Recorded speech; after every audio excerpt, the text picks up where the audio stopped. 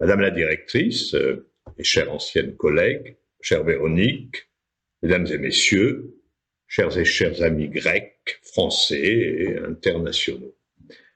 Je suis à la fois heureux et honoré d'être associé à la commémoration scientifique française du bicentenaire de l'Epanastasis, et je tiens donc tout simplement à remercier la directrice de l'école d'Athènes de son invitation et l'ensemble des collègues qui l'ont préparée. Je mesure du reste ce que signifie la conférence annuelle de l'école, accueillie par l'Institut français, institut dans lequel j'ai en outre eu le privilège de m'exprimer il y a quelque temps, 1 ou 2 ans, sur des sujets concernant l'histoire des relations franco-grecques. Et je me permets en même temps d'associer à ces remerciements mon collègue et ami, le professeur Tassos Anastasiadis, qui lui non plus, je crois, n'est pas étranger à cette belle occasion.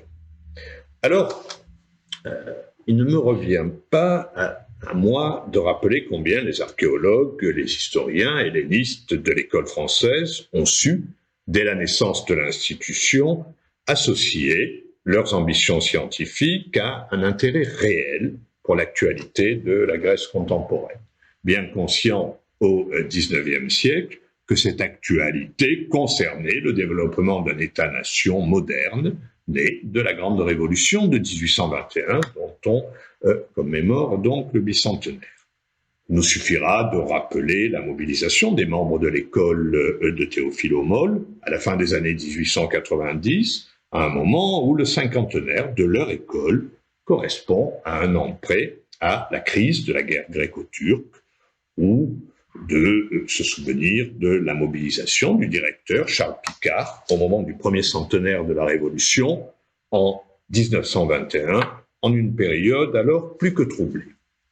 Ce rappel de l'engagement français dans la commémoration de la Révolution, de la guerre d'indépendance grecque, témoigne d'abord de la force d'une amitié scientifique, littéraire et politique envers les Grecs, bref, d'un long philhellénisme, mais il permet également d'insister sur la précoce internationalisation des commémorations helléniques. Nous nous inscrivons dans cette dynamique en rappelant ce qu'est la dimension internationale de l'événement qui est commémoré, alors que la Grèce de 2021 a su donner, on est bien conscient, à ces célébrations, malgré la gravité des temps, du contexte, une dimension internationale, scientifique et politique européenne de très haut niveau.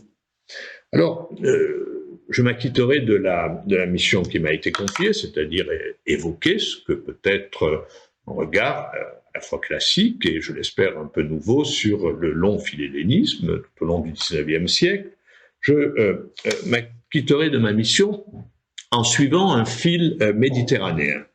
On dirait aujourd'hui un fil euro-méditerranéen sur les enjeux géopolitiques, politiques et culturels du philhellénisme des années 1820 jusqu'à la guerre de 1897, en essayant tout simplement de montrer que le philhellénisme, lié au sort des Grecs et de la Grèce depuis leur libération, est aussi, et peut-être d'abord, l'affirmation d'une réelle solidarité méditerranéenne qui ne cessera jamais de rejouer jusqu'en des temps plus récents, sachant que j'exclus évidemment de mes considérations la fin du XXe siècle et le début du XXIe siècle.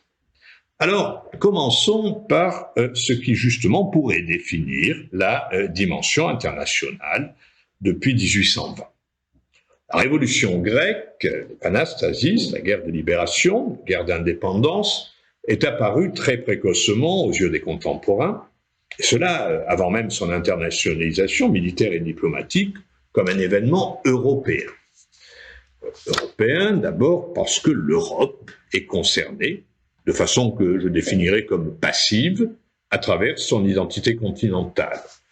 Ce que Benjamin Constant exprime plus clairement encore que les autres, en évoquant en 1825 les Grecs comme, je cite, « le peuple qui est placé à l'entrée de l'Europe et qui oppose à l'Asie, je cite, un boulevard politique et religieux.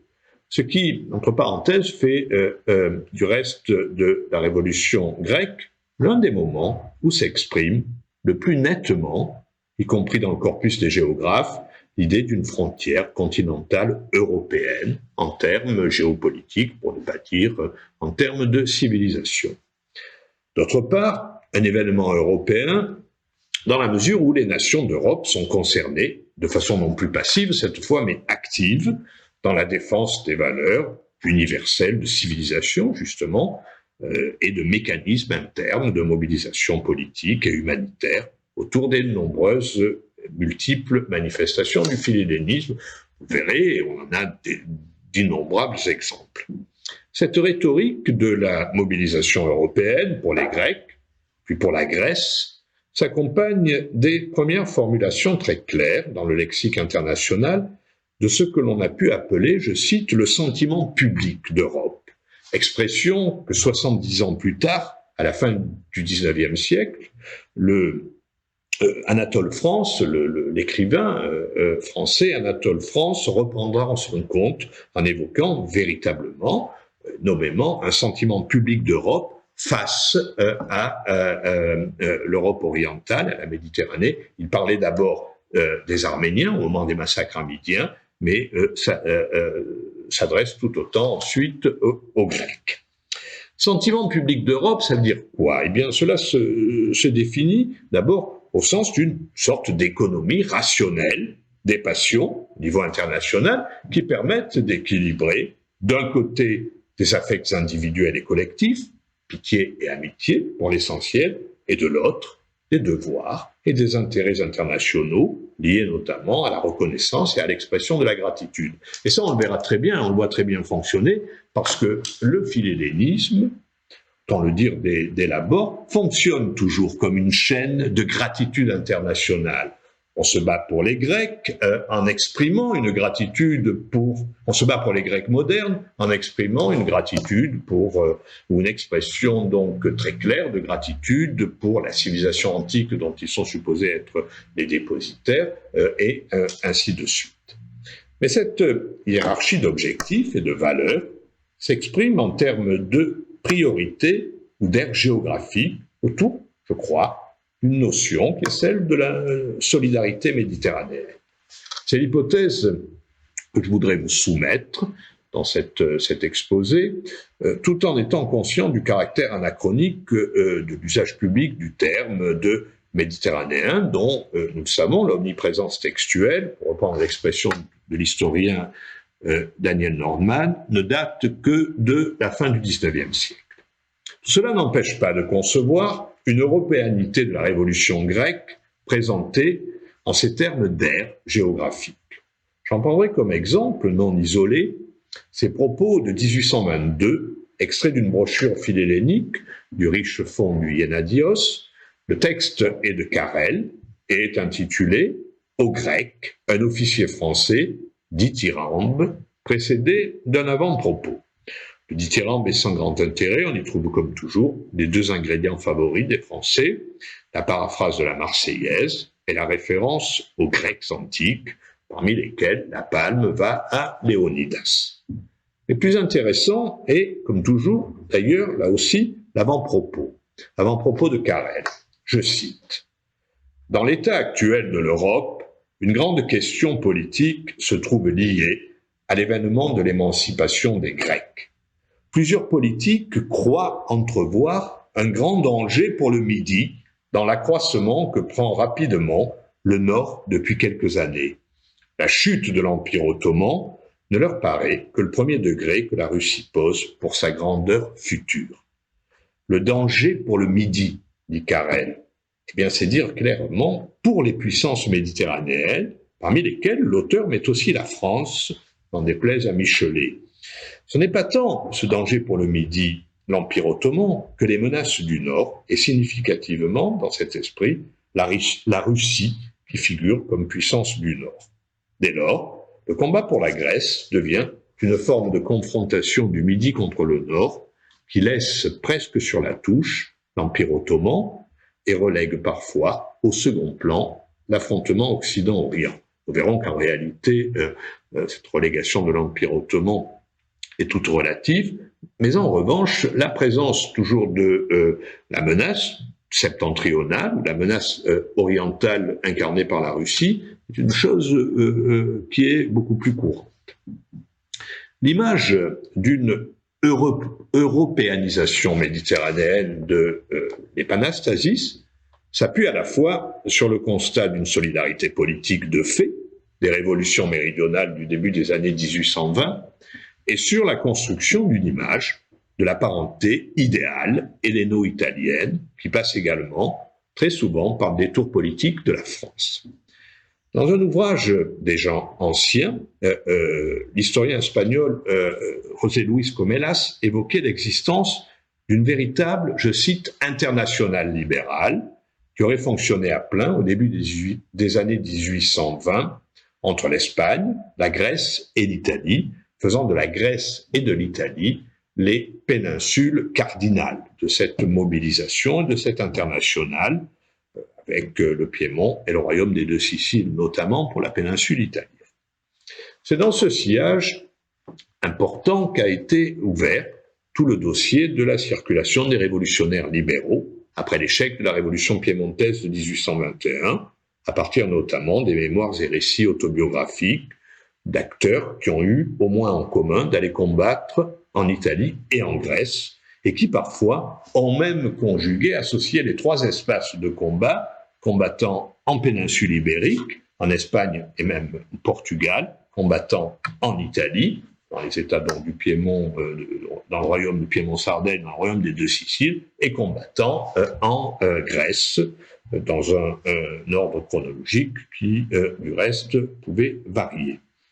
La question des liens entre exil, libéralisme et philhellénisme a fait par ailleurs l'objet de travaux importants, de réflexions historiographiques, historiques, avec notamment les travaux de Maria Cristina Hatsiohannou, de Maurizio Isabella et plus récemment de Pierre-Marie Delpuy et de Grégoire Bron, dont j'ai eu, pour ces deux derniers, le plaisir de diriger les travaux de doctorat dans une vie professionnelle antérieure. Alors, l'examen de cette dimension méditerranéenne est fondé sur une comparaison des situations révolutionnaires dans les trois espaces.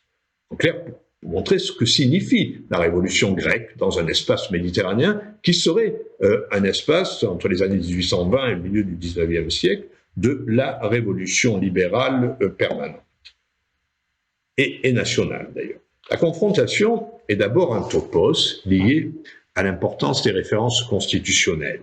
La Constitution de 1812 en Espagne et en Italie et ses échos en Grèce.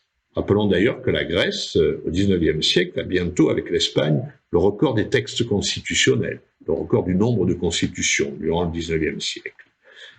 Cette constitution permet de parler très vite de l'éclosion d'un constitutionnalisme méditerranéen ou néo-latin. La comparaison concerne également le rôle révolutionnaire postulé pour les armées régulières en Piémont, en Catalogne, mais aussi autour des fameux armatoles grecs. Pour la Grèce, l'incertitude sur le régime sera, on le sait, l'un des thèmes principaux de la mobilisation occidentale, peut-être même l'un des facteurs de son succès, puisqu'en effet, de Chateaubriand à la Cretelle, en passant par Constant, on insiste sur les trois questions, les trois éléments suivants. Les Grecs n'ont pas choisi leur régime, ils doivent pour réussir, je cite, pratiquer l'union intime de toutes leurs parties géographiques. Enfin, s'ils choisissent leur régime, ce ne pourra être qu'une monarchie représentative selon Chateaubriand, ou une république à la vénitienne ou à la suisse selon la Cretelle.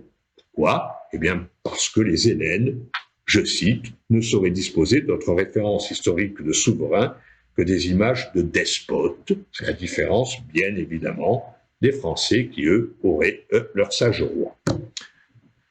Au-delà de ces points de comparaison et des stéréotypes qu'ils peuvent accréditer, le véritable facteur de cohésion, pour parler d'une sorte de solidarité philhellène méditerranéenne, reste la circulation des hommes.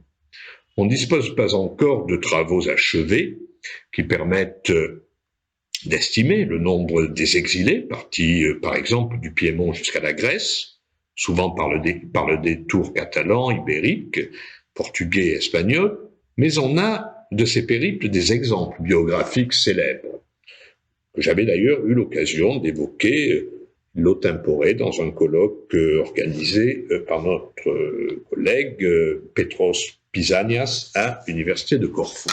On a par exemple le cas de Santa Rosa, le cas de Becchio, le cas de Pepe, fondateur des Frères constitutionnels d'Europe, qui circulent entre Piémont, Royaume des Deux Siciles, Espagne et Grèce. De ces itinéraires politiques et militaires biographiques méditerranéens en Grèce, on retiendra d'abord l'idée que le départ en Grèce est à la fois un engagement idéal et un engagement par défaut. Certes, par défaut d'abord parce que le départ pour la Grèce est souvent une fuite de la répression en Italie ou en Espagne, ou un exil forcé. Mais ensuite, parce que le choix de la Grèce, et plus positivement, illustre aussi la recherche d'une terre politique vierge. C'est très clair, par exemple, dans les motivations de Santoro e Santa Rosa, le fameux Byron piémontais, après l'échec des solutions constitutionnelles en Piémont. Simplement, tout sol vierge est évidemment lourd de promesses. Se profile sans nul doute une terre de Grèce, justement, comme lieu idéal de pédagogie, d'éducation politique, ce que ne peut pas encore être l'Italie. Chez des gens comme les patriotes philhellènes, Pepe et Santa Rosa, le combat en Grèce est vu comme la répétition du combat politique italien contre les puissances de la Sainte Alliance. Certes, ils ne sont pas les seuls à s'engager avec les Français parmi les philhellènes, mais ils sont ceux pour lesquels le vecteur de politisation est le plus évident. On trouverait d'ailleurs sous la plume d'un historien britannique, Douglas Dakin, ce portrait de groupe international des philhellènes que je vous livre tel quel. Je cite: As political intriguers, the French were perhaps the most notorious. Les Français, évidemment, pour l'historien britannique, étaient les plus notoirement intrigants en termes de politique. The British, on the other hand, were, on the whole, much more respectable and disinterested, and like the Americans, were, with few exceptions, romantics and idealistics. Les Britanniques, bien sûr, comme les Américains, étaient des philhellènes désintéressés, respectables, et comme les Américains, à quelques exceptions près, souci d'objectivité, étaient des romantiques et des idéalistes. Et arrivent les Italiens. The Italians, who established Masonic lodges, likewise had fantastic projects. Their chief intention was to organize a large regular army, which, having won freedom for the Greeks, would be employed to overthrow the Bourbons of Naples and afterwards to liberate the whole Italian peninsula. Les Italiens sont ceux dont les vues politiques sont les plus clairement présentées par l'historien britannique, donc la Grèce, terre de préparatifs pour le grand risorgimento italien, à la fois militairement et politiquement. Au-delà de la caricature, des stéréotypes et de la satisfaction presque amusante de cet historien britannique qui entend mener une typologie fortement à l'avantage des Britanniques et des Américains, se trouvent quand même évidemment des éléments très intéressants de classement, de hiérarchisation d'une typologie où l'aspect politique qui est aux combats nationaux italiens est très clairement mis en évidence. Alors cette parenté gréco-italienne, qui a été étudiée de façon pionnière et sur le long terme par l'historien grec Andonis Liakos, est, avant d'être une parenté politique et risorgimentale, d'abord pleinement structurée et présente dans ce que l'on a pu appeler le canon rhétorique et intellectuel du philhellénisme italien. On le perçoit, par exemple, en privilégiant, comme je l'ai fait avec d'autres, le corpus du principal vecteur intellectuel du philhellénisme italien, une grande revue d'intellectuels italiens, toscans, la revue L'Antologie, Antologia de Vieux-Seux, à Florence, qui naît justement en 1821, au début des années 20, avec la Révolution grecque. On voit en effet, à travers les articles d'Enrico Mayer, à travers les articles du dalmate Tomaseo, auteur du Grand Dictionnaire, ou des écrivains et intellectuels que sont le Toscan Caponi ou Vieux-Seux lui-même, on voit combien la cause des Grecs est étroitement liée, certes à un combat pour la civilisation et l'éducation, mais aussi à l'idée que la Grèce est comme présente dans le code génétique, politique et intellectuel de l'Italie. C'est tout à fait clair dans de très nombreux articles sur la langue grecque de Michele Leoni ou du livre-ourné d'origine franco-allemande de Enrico Mayer dès décembre 1821. Avec des arguments différents, parfois avec des arguments opposés, ils veulent montrer qu'il y a un parallèle entre le destin linguistique des Grecs et des Italiens, autour du parallèle entre d'un côté la langue grecque des Athéniens, puis langue attique et langue grecque romaïque et moderne, et de l'autre, le florentin, le toscan et l'italien.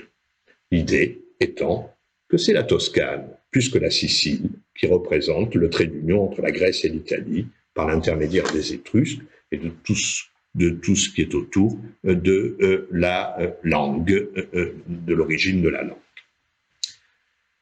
C'est évidemment de ces années que date la pleine élaboration du philhellénisme méditerranéen qui s'épanouira à la fin du XIXe siècle. Au milieu et à la fin des années 1890, le grand élan philhellène rejoue. Certes, cela va contre la thèse du philhellénisme dit historique qui limiterait la mobilisation en faveur des Grecs modernes à la période de la guerre d'indépendance, en remontant à la rigueur en amont jusqu'aux Lumières.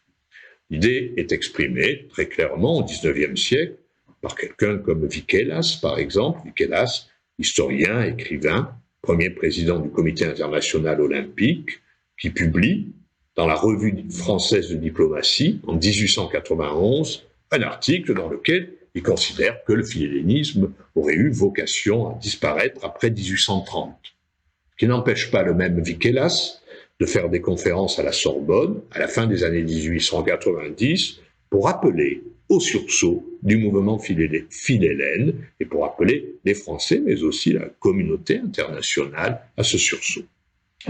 Notre thèse, très simple, est qu'il y a continuité du sentiment public philhellène, pour le dire comme Anatole France, dans la France et dans une partie de l'Europe tout au long du XIXe siècle.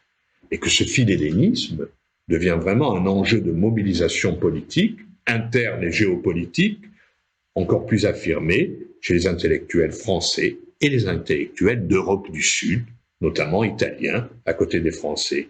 Tout cela réaffirmant très clairement la tradition et les enjeux d'une amitié politique et culturelle méditerranéenne. Ce sursaut de la fin des années 1890, de la fin du XIXe siècle, nous permet de comparer donc aux deux extrêmes du siècle, une mobilisation de la guerre d'indépendance à la mobilisation pour la vie ou la survie ou le développement d'un État qui a déjà quelques décennies de vie derrière lui. Ce sursaut est lié aux affaires de Crète, qui du milieu des années 1890 à 1897 conduisent au déclenchement de la guerre du printemps 1897, guerre qui, comme nous allons le voir, aura lieu sur le continent grec et pas en Crète. À l'été 1895, sans aller dans le détail des affaires de Crète, rappelons que la Crète, sous autorité ottomane, est le foyer d'une recrudescence d'affrontements entre chrétiens et musulmans. En 1896, la Grande Île est en état de siège. Enfin, en janvier 1897, l'île connaît une insurrection générale et une guerre civile qui conduit, en février, au massacre des chrétiens de la Canée et en retour à celui des musulmans de Scythia. Parallèlement, et c'est le deuxième constat, les affaires de Crète s'internationalisent. Elles s'internationalisent en deux phases, deux moments schématiquement perceptibles. D'abord, avec une conférence des ambassadeurs en 1896 qui demande le rétablissement du pacte à l'EPA et le rétablissement du calme consécutif, et dans une deuxième phase avec l'envoi de forces navales européennes de maintien de l'ordre, dotées d'un conseil des amiraux avec des Français, des Italiens, des Anglais, des Russes, des Allemands et des Autrichiens, conseil dans lequel les amiraux français Potier et italiens Canevaro joueront un rôle éminent. La Crète est alors perçue comme l'événement menaçant pour l'équilibre euro-méditerranéen, parce que les Grecs de Grèce ont décidé d'intervenir avec les troupes du colonel Vassos au secours des Crétois, et donc de favoriser le fameux Énosis. Nous sommes en outre dans un contexte d'exacerbation du nationalisme grec, après notamment l'exaltation due à la préparation des Jeux Olympiques, et ce, malgré, je parle de l'exacerbation du nationalisme, malgré les réticences initiales du roi Georges de Grèce. Les puissances européennes finissent par intervenir en Crète, et elles interviennent contre les insurgés chrétiens, et surtout contre les Grecs du continent, qui viennent les assister en instituant un blocus de l'île. En retour, la monarchie grecque trouve comme solution de mobiliser ses troupes en mars avant de déclarer en avril la guerre à la Turquie, à l'Empire ottoman, sur le continent. Voilà, assez sommairement brossé, le tableau. Alors, face à ces événements, une mobilisation en faveur de la Crète, une mobilisation crétophile, et une mobilisation plus généralement en faveur des Grecs, philhellènes, se lève. Et se relève de façon vigoureuse. Quels en sont les acteurs et les ingrédients? Les acteurs sont essentiellement, aussi classiquement, de trois ordres: le groupe des intellectuels, universitaires, étudiants et publicistes, puis les acteurs politiques non gouvernementaux, dont on verra les composantes et qui sont surtout liés au camp progressiste et radical, socialiste, mais aussi avec une composante catholique conservatrice. Et enfin, dernier groupe, les acteurs, le groupe des volontaires armés, qui peuvent être d'ailleurs des étudiants, des intellectuels et des politiques, les volontaires armés qui partent pour combattre en Crète, mais qui vont finalement finir par aller guerroyer en Épire et en Thessalie. On sait très bien qu'en Méditerranée orientale, et puis en Méditerranée occidentale, le XIXe siècle est parcouru par le phénomène du volontariat militaire armé. On n'a pas cessé de rencontrer des volontaires armés, internationaux, partis pour combattre pour des idées, partis pour combattre dans les guerres carlistes, partis pour combattre Portugal, partis pour combattre dans les guerres grecques depuis le début du XIXe siècle, dans les guerres du Risorgimento, et j'allais dire, même si le phénomène n'est pas massif, il est continu et linéaire, il fait l'objet de travaux, d'analyse, évidemment, et il trouve non pas un aboutissement, mais en tout cas un paroxysme dans le volontariat philhellène de la guerre gréco-turque de 1897. Alors, dans tous les cas, ce qu'on remarque dans cette mobilisation pour la Grèce, qui rejoue en 1897, on se mobilise pour la Crète et donc pour la Grèce, ce que l'on remarque, c'est que les acteurs les plus nombreux, quantitativement, et ceux qui s'expriment le plus qualitativement, sont les Français et les Italiens, ou plutôt les Italiens et les Français. Et ce qui m'intéresse à partir de ce constat, c'est de voir avec vous, c'est de décrypter plutôt les ingrédients donc d'une mobilisation politique qui devient encore plus systématiquement méditerranéenne. Méditerranéenne, la mobilisation l'est au sens de latine, néo-latine, en une acception d'abord religieuse. La dimension religieuse est présente dans le philhellénisme italo-français de la fin de siècle. Comme dans les années 1820, la mobilisation pour les Grecs se fait en faveur des chrétiens contre les musulmans. Ces thèmes ne sont certes pas l'apanage de la France et de l'Italie, et l'esprit missionnaire protestant est lui aussi en éveil en cette fin de siècle, mais c'est en Italie et en France que la solidarité chrétienne s'affirme avec le plus de force sur un fond d'engagement politique antigouvernemental. En effet, si la hiérarchie romaine si Rome, le Saint-Siège, reste prudent face aux affaires d'Orient, qui concernent les chrétiens orthodoxes, en revanche, de très nombreuses voix dans l'Église de France et d'Italie, et parmi les catholiques en politique, comme Albert Demain ou Denis Cochin, défendent la cause crétoise et grecque. Le lexique politique du philhellénisme, en outre, fait un très grand usage du terme de chrétien, qui est alors employé, comme le sera en d'autres temps celui d'occidental, par opposition à l'Orient, et, je cite, à la barbarie assimilée à l'islam.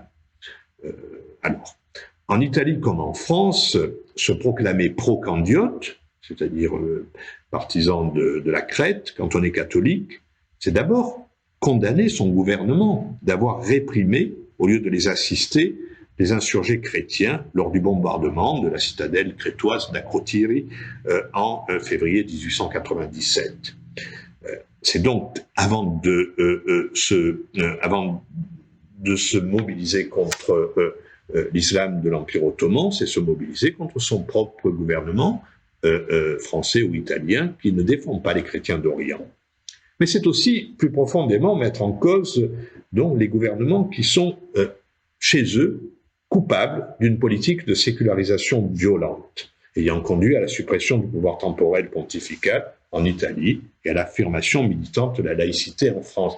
C'est vrai qu'on voit très bien comment l'argument philhellène ou la mobilisation philhellène au nom des valeurs chrétiennes est un instrument qui est utilisé contre deux gouvernements, le gouvernement italien et le gouvernement français, qui sont accusés d'avoir trop brutalement sécularisé leur société, et en tout cas de s'être opposés pour le royaume d'Italie à l'état temporel du pape. Le deuxième ingrédient que l'on retrouve couramment en France, notamment, renvoie à la dénonciation d'une diplomatie accusée d'être inactive et qui serait, je cite, indigne de la République, héritière de la Révolution française. Non pas parce qu'elle ne défend pas les chrétiens cette fois, mais parce qu'elle ne serait pas à la hauteur d'une politique de puissance telle que pourrait la pratiquer la France en défense notamment des nations insurgées ou des nations défendant leurs droits contre les empires. Cette mise en cause tend même à devenir un topos littéraire. Je vous en donne un exemple en citant un extrait de ce chef-d'œuvre qu'est le Mannequin d'Osier d'Anatole France. Je ne sais pas si vous l'avez à l'esprit, mais c'est vrai que la trilogie d'Anatole France est vraiment très intéressante, très importante, et pas seulement pour des notations de politique ou de société intérieure en France. Dans le Mannequin d'Osier, Georges Frémont, ami du préfet Worms-Clavelin, ne mâche pas ses mots contre la politique de la République, et l'argument de dénonciation, c'est justement l'absence de philhellénisme et l'absence de politique grecque en Orient. Et ce n'est pas simplement la défense des chrétiens d'Orient. Voilà ce que dit le narrateur. Ce qu'il y a de plus triste, c'est que la France, antique libératrice des peuples, n'a souci désormais que de venger en Europe les droits des porteurs de titres. Nous avons laissé massacrer, sans même frémir, 300 000 chrétiens d'Orient dont nous étions constitués par nos traditions, les protecteurs augustes et vénérés. Nous avons trahi nos intérêts avec ceux de l'humanité. Vois-tu dans les eaux de Crète la République nager parmi les puissances comme une pintade dans une compagnie de goélands. Enfin, troisième argument de plus d'intérêt, le philhellénisme de 1897 est à la fois mobilisation contre la politique despotique du sultan et contre sa politique hégémonique. Il fonctionne donc comme un anti-impérialisme classique au nom du droit des peuples à disposer d'eux-mêmes. Et finalement, cela signifie que se battre contre les Turcs pour la Crète, c'est comme se mobiliser pour l'Alsace contre les Allemands, mais c'est surtout comme se mobiliser pour Trieste contre les Autrichiens. C'est un aspect qui a été trop peu souvent mis en évidence, que cette européanisation de la chaîne des combats irrédentistes, auquel appartient le philhellénisme de fin du siècle. Mais c'est un aspect intéressant et significatif. Je l'ai moi-même croisé, dans un certain nombre de dossiers d'archives, lorsque, par exemple, à Naples ou à Marseille, j'ai vu la description par la police de réunions et de banquets qui, en 1897, se terminent tous deux par le même slogan « Vive la Crète, vive l'Alsace-Lorraine à Marseille, et vive la Crète, vive Trieste italienne à Naples, à 2 pas du grand hôtel du Vesuvio, en ce qui concerne de l'université des patriotes napolitains. Ce qui européanise encore davantage la cause philhellène, même si, je le reconnais, l'Alsace et la Lorraine, l'Alsace et la Moselle nous éloignent un peu des rivages de la Méditerranée. Méditerranée que nous allons donc retrouver pour clore. Premier constat, en 1897, je le rappelle, les volontaires internationaux armés qui se mobilisent pour aller défendre les Crétois et les Grecs en 1897 sont massivement, majoritairement italiens et français. Ils y vont, la plupart sous la bannière d'ailleurs d'un grand général italien, ou plutôt d'un général italien porteur d'un grand nom, puisqu'il s'agit du fils de Garibaldi, Ricciotti Garibaldi, l'un des 2 fils de Garibaldi. Ils y vont comme Français, et quand ils sont Français, on s'aperçoit qu'ils sont aussi majoritairement méridionaux, avec notamment le député socialiste et promoteur de la littérature provençale occitane, Anti de Boyer. Il y a certes quelques Anglais et enfin quelques Danois qui s'y ajoutent, se rappelant que le roi de Grèce, le roi Georges, est leur compatriote.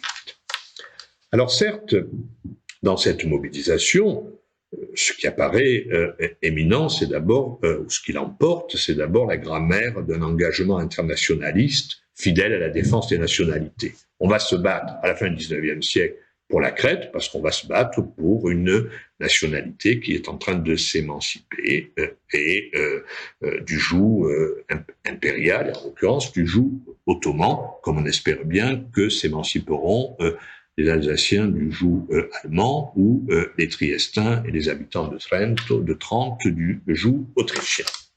Mais ce sentiment s'exprime tout de même avec d'autant plus de force qu'il s'accompagne d'une évocation des universaux liés à la civilisation européenne. Ce monde devient clairement et de façon univoque assimilé à la, je cite, vénérable civilisation méditerranéenne. On a des exemples à la fois dans le champ intellectuel et littéraire. En Italie, par exemple, Giosuè Carducci, qui a le titre alors de poète national, s'engage vivement pour la cause grecque. Dans plusieurs articles du quotidien de Bologne, Il Resto del Carlino, il va même jusqu'à inciter les officiers et les soldats italiens à désobéir et à s'engager comme volontaires en Crète et en Grèce. À désobéir parce que le royaume d'Italie interdit l'engagement des officiers dans une guerre qui n'est pas déclarée, pas reconnue par la monarchie italienne. Au Sénat, où Carducci siège, il interpelle le gouvernement en avril 1897 et il exhorte de nouveau ses concitoyens à aller, je cite, combattre pour la patrie, pour la liberté, pour l'idée, queste sante cose, queste 3 sole realtà vere che la Grecia ha fondato, pour l'idée, ces causes saintes, ces 3 seules réalités véritables, la patrie, la liberté et l'idée que la Grèce a fondées. Cet appel au volontariat, au nom de la liberté des peuples, n'a pour lui de force que s'il est l'écho d'une exaltation de la Grèce antique. C'est un classique. Il y a chez Carducci l'idée que seul Rome et l'Italie peuvent comprendre, au nom de la latinité, ce sacrifice pour la Grèce, matrice universelle des libertés. D'ailleurs, Garibaldi, comme image de la latinité active et contemporaine, a retrouvé, sous la plume de Carducci, les attributs classiques du héros grec au moment où il meurt, où il quitte le monde des vivants, au début des années 1880. Il est décrit par Carducci comme Miltiade, Thrasybule, Timoléon, Épaminondas. Ce que illustre ainsi Carducci, comme homme de lettres, engagé en politique, c'est la permanence du lien privilégié, à la fois culturel et politique, entre la Grèce et l'Italie. Cette relation particulière suppose un parallèle des 2 âges hellénique et italique, l'antique et le moderne, pour chacune des péninsules. Mais bien vite, chez lui comme chez d'autres Italiens, transparaît l'idée qu'il y a une supériorité bienveillante et protectrice, mais une supériorité de la latinité sur l'hellénisme. Nous en avons un autre exemple en dehors de l'Italie, avec un grand poète de l'Europe méditerranéenne, poète provençal, prix Nobel, Frédéric Mistral, qui a parmi ses prestigieux correspondants épisodiques du reste le poète national italien, Carducci, une correspondance intéressante avec Carducci. Mistral incarne cette solidarité littéraire autour d'une renaissance littéraire latine et méditerranéenne. Mistral est certainement le plus discrètement lié à la constellation philhellène, avant de le devenir clairement au milieu des années 90, et après s'être engagé aussi dans le camp des arménophiles, après avoir été un grand promoteur de la cause philarmène. Le détour d'ailleurs arménophile s'explique parce que Mistral est entré en contact aussi avec des écrivains arméniens, notamment avec Chobanian, en exil à Paris, dont il a traduit une partie de son œuvre. Comme Carducci, Frédéric Mistral se plaît en héritier des Grecs, un héritier littéraire d'abord, lui qui se proclame dans un poème très célèbre, humble écolier du grand Homère, humble esculando grand Homère. Cette filiation impose des devoirs à l'artiste.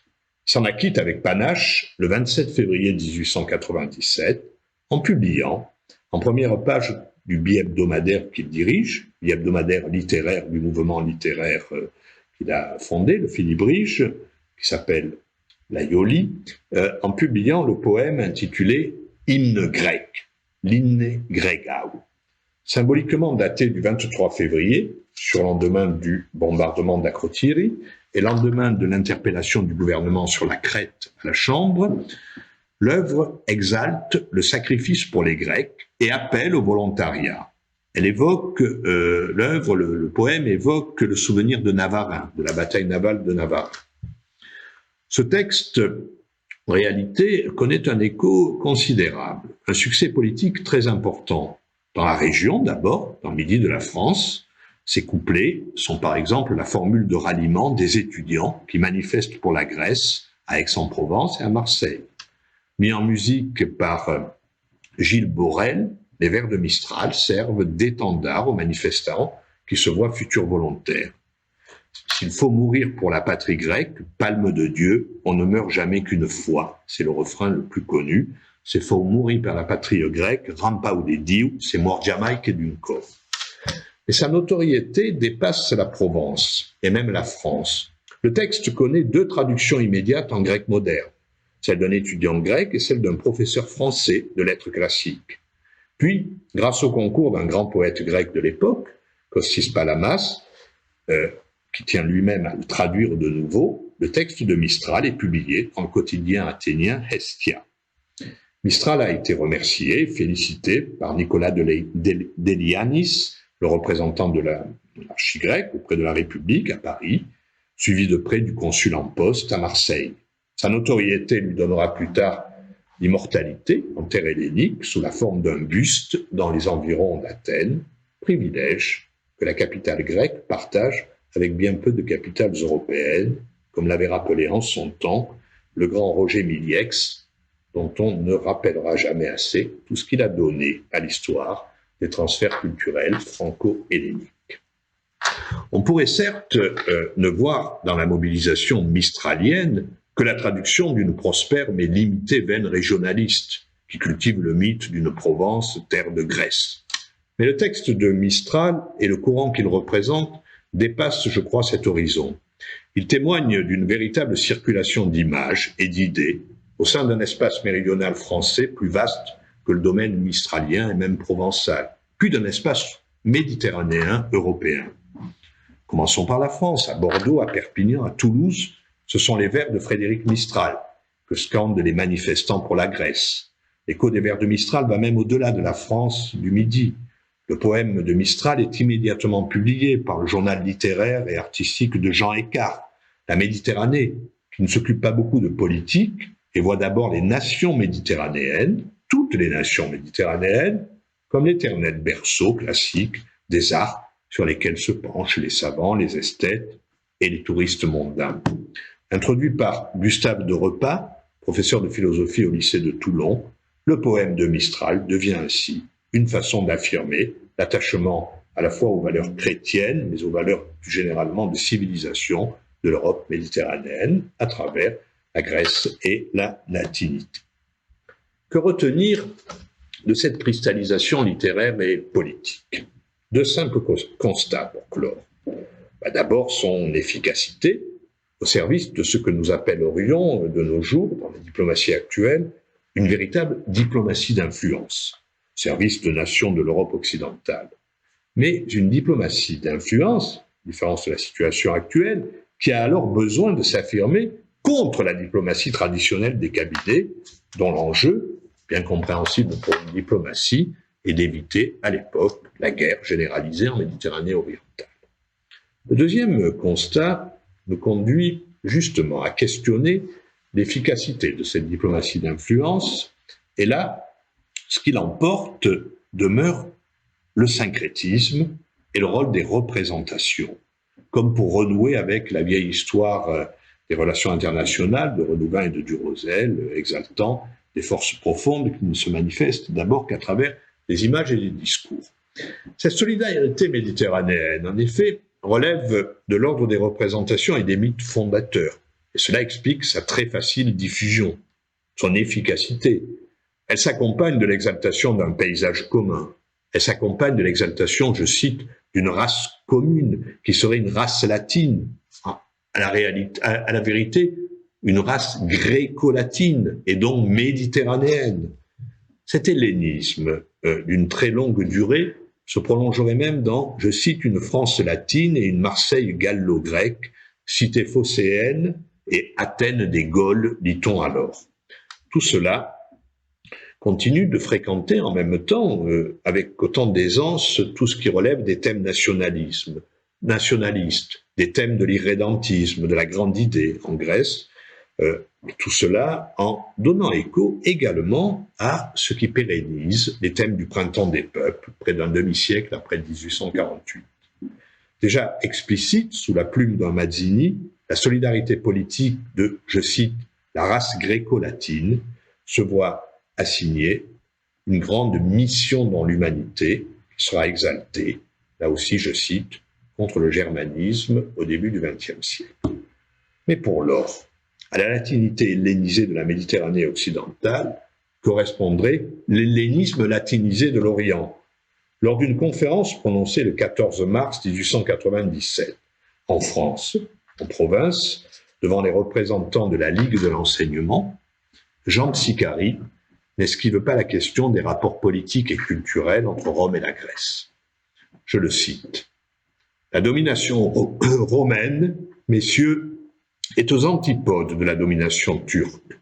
Le Turc, dans toutes ses conquêtes, offre ce trait caractéristique qui ne se mêle jamais avec la population conquise, ne fusionne pas, n'a de contact avec elle que par le glaive. C'est donc Sicari qui dit. Le Romain, lui, était admirablement outillé pour la conquête. Il substituait ses lois, son administration, son esprit à la civilisation du peuple soumis.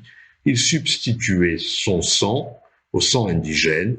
Il devenait ce peuple lui-même. Il y a un fait, poursuit Sicari, sur lequel j'ai médité souvent et que je n'arrive pas à m'expliquer. Ils avaient affaire à une nation de même race, de même culture, de même religion. Ils se trouvaient pris dans les rouages d'une administration supérieure, dans une conception de l'État que jamais eux-mêmes n'avaient rêvé. Loin de succomber, ce sont eux, les Grecs, qui finalement eurent le dernier mot. Le thème littéraire et politique de la victoire ultime de la Grèce vaincue est aussi un thème classique. Moins habituel, celui de l'affirmation des bénéfices politiques de l'unité grecque sous la domination romaine. Quant à la notion de race commune aux Grecs et aux Romains, on ne la trouve en cette fin du XIXe siècle que chez les Européens de Méditerranée occidentale, chez les Latins ou les Grecs définitivement latinisés comme Sicari.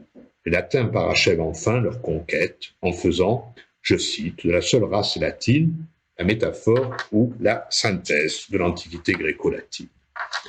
Suspecte aux yeux d'un lecteur du XXIe siècle, d'un auditeur du XXIe siècle, comme toute architecture dogmatique qui utilise le mot race, et à juste titre, Cette conception doit cependant être replacée dans son époque, un temps où la race comme culture peut aussi faire bon ménage avec l'internationalisme et l'universalisme des valeurs.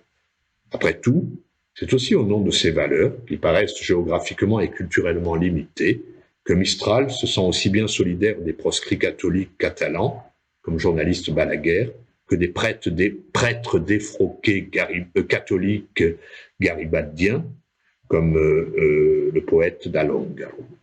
C'est aussi au nom de cette communauté reconstituée que partent, comme volontaires pour la Grèce, le jeune Aubanel, neveu du poète Théodore Aubanel, l'un des poètes fondateurs du Félibrige, ou que part le député socialiste de Marseille, âgé de près de 50 ans, laissant sa famille, Anti de Boyer, fondateur des sociétés des troubadours, des troubaires, qui rejoint l'état-major du général Ricciotti Garibaldi à Athènes.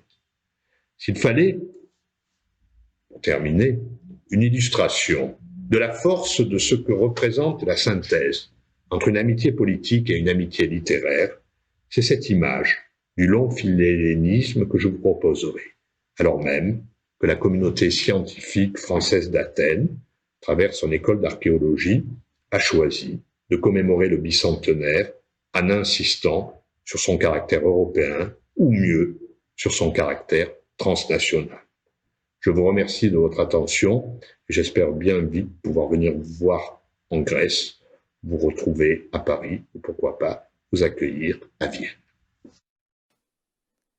Merci beaucoup Gilles, merci pour cette très belle incursion dans la diversité du philhellénisme méditerranéen et dans toute sa complexité aussi. Alors aujourd'hui, nous ne sommes pas une armée de philhellènes à classer en différentes catégories, mais en tout cas, c'est cet attachement à la Grèce qui nous a réunis ce soir. Et je sais qu'il y a parmi le public de ce soir beaucoup de collègues qui attendent avec impatience de pouvoir revenir à l'École française d'Athènes et en Grèce. Donc je regrette beaucoup de ne pas pouvoir, comme d'habitude, vous accueillir dans les jardins comme nous le faisions les années précédentes. Mais je crois que je peux forcer le destin en vous disant que je vous donne rendez-vous ici même et dans les jardins de l'École française d'Athènes en juin 2022 pour la prochaine conférence annuelle. Et j'espère aussi qu'avant cette échéance, nous pourrons nous retrouver en septembre 2021 pour célébrer les 175 ans de l'École française d'Athènes. À bientôt donc et bon été. Merci.